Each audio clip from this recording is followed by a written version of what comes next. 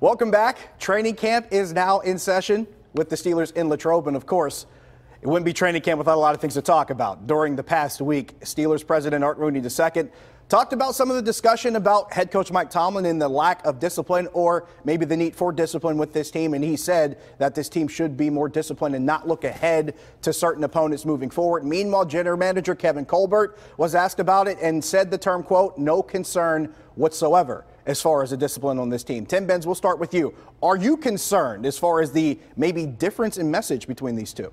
I'm not concerned about the difference in message. I'm concerned that they're not going to be more disciplined. I'm much more on the side of Art Rooney II here on this than I am Colbert. I get why Colbert did what he did.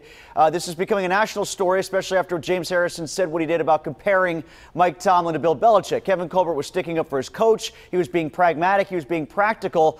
But I do think he went a little far in trying to play off there's nothing to this team turmoil. There's no concern whatsoever. Come on, how couldn't there be when you've got the entire team saying that the anthem distraction cost them one game against Chicago, and even Marquise Pouncey, as recently as reporting day, was saying that we expect Mike Tomlin to address not looking ahead to certain opponents in the wake of the Jacksonville loss. So they had 4 losses this year, and by my math, half of them now, because of those 2, were somewhat related to off-the-field crap. So it does have to be addressed, and it should be a concern. I think one of them was, and I think the one that Tim touched on was the Chicago game, and I think that's the only one. I think the Steelers have been beaten largely in the past 5 years, or the Steelers have been beaten in big games at times because they weren't the better team, not because they've had discipline problems. The only one is the Bears game, which they were ill-prepared because of the anthem flap. The other one, Jacksonville came in, had a better game plan, and took it to them and kept taking it to them.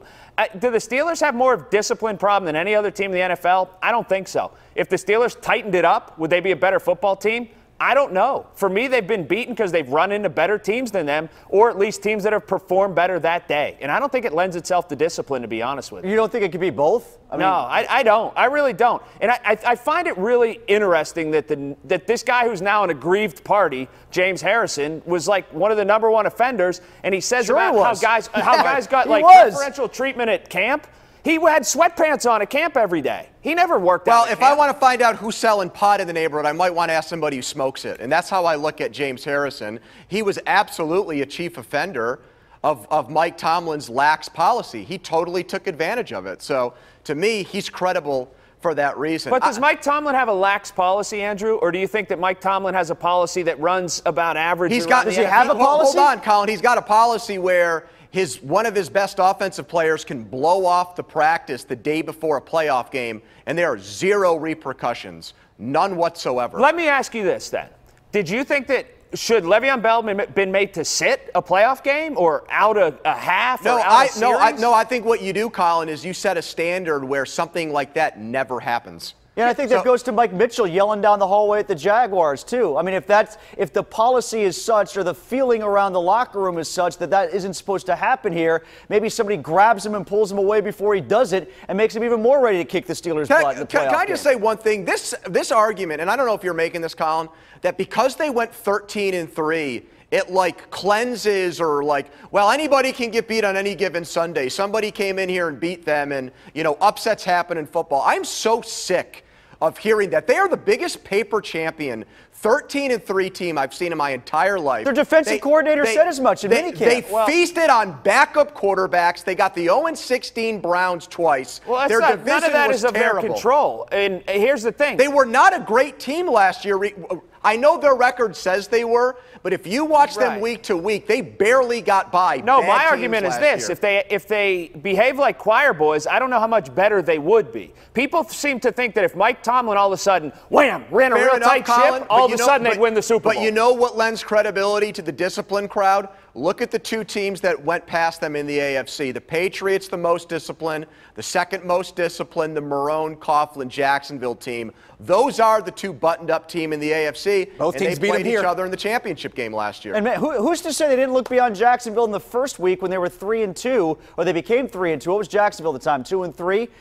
They weren't the Jaguars that we all knew that they would become. They were nowhere near that when the Steelers played them early on. I wonder if they were ready to play them on that day. Or I wonder if losing one of the best linebackers in the game hurt them.